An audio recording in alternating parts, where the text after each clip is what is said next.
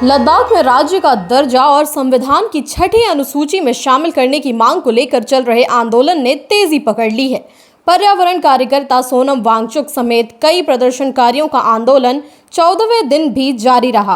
प्रदर्शनकारियों का इरादा है कि ये आंदोलन कुल 35 दिन तक जारी रखा जाए। आंदोलनकारी नेताओं ने चेतावनी भी दी है कि आंदोलन कर रहे लोगों में बेचैनी बढ़ रही है और हालात बेकाबू हो सकते हैं।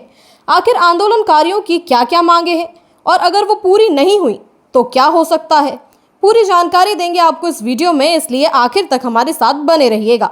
लद्दाख 2019 में अनुच्छेद 370 हटने के बाद बिना विधानसभा वाला केंद्र शासित प्रदेश बन गया। 2020 से यहाँ लगातार विरोध प्रदर्शन चल रहे हैं। लेह जहाँ पर ज़्यादातर बौद्ध रहते हैं और कारगिल जहाँ पर ज़्यादातर मुस्लिम रहते हैं, यहाँ के लोग सरकार से मांग कर रहे हैं कि उन्हें संवैधानिक सुरक्षा मिले, स्थानीय लोगों के लिए नौकरी में आरक्षण हो और लेह और कारगिल के लिए अलग संसदीय सीट तय हो। इन्हीं मांगों को लेकर 14 दिनों से पर्यावरण कार्यकर्ता सोनम वांगचुक 14 दिनों से अनशन पर बैठे हुए हैं। लेह बौद्ध एसोसिएशन यानी कि LBA के अध्यक्ष और लेह एपेक्स बॉडी यानी कि LAB के सह संयोजक चेरिंग डोरजे लाक्रोक ने 22 सितंबर को लेह से वर्चुअल प्रेस कॉन्फ्रेंस में कहा कि लोग अब बेचैन हो रहे हैं और हालात हमारे हाथ से बाहर हो सकते हैं। अब तक हमारा अनशन और विरोध शांतिपूर्ण रहा है। हमें सरकार पर दबाव इसलिए डालना पड़ रहा है क्योंकि अगर हम दबाव नहीं डालेंगे तो सरकार हमें हल्के में लेने लगती है। मामले को बढ़ता देख केंद्रीय गृह मंत्रालय ने लद्दाख मामले पर अगली उच्च स्तरीय समिति की बैठक 6 अक्टूबर को बुलाई है। आपको बता दें कि जो समिति बैठक में शामिल होने वाली है, इसका गठन साल 2023 में किया गया था। इस समिति का नेतृत्व राज्य मंत्री नित्यानंद राय कर रहे हैं। पिछली बैठक 27 मई 2025 को हुई थी। इस बैठक में लेह एपेक्स बॉडी और कारगिल डेमोक्रेटिक अलायंस के साथ चर्चा करके लद्दाख को संवैधानिक सुरक्षा देने पर जोर दिया जाएगा।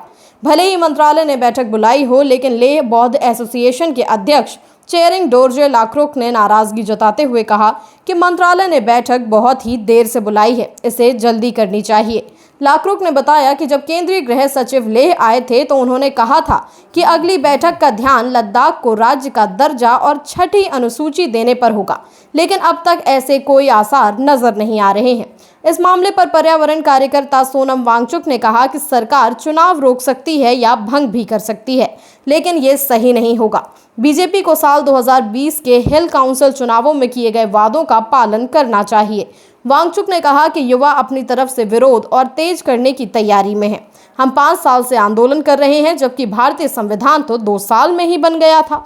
वांगचुक ने 12,000 फुट की ऊंचाई पर अनशन की मुश्किलों के बारे में भी बताया और कहा कि तिब्बत के पास दूर दराज के गांवों से आए लोग कठिनाइयों के बावजूद अनशन जारी रखने के लिए पूरी तरह से तैयार हैं।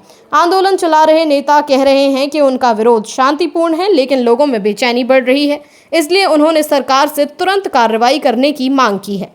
लद्दाख के लोग अपनी मांगों पर टिके हुए हैं और सभी की नज़रें 6 अक्टूबर की बैठक पर हैं। अगर उनकी मांगें पूरी नहीं हुई तो आंदोलन और तेज होने की उम्मीद है।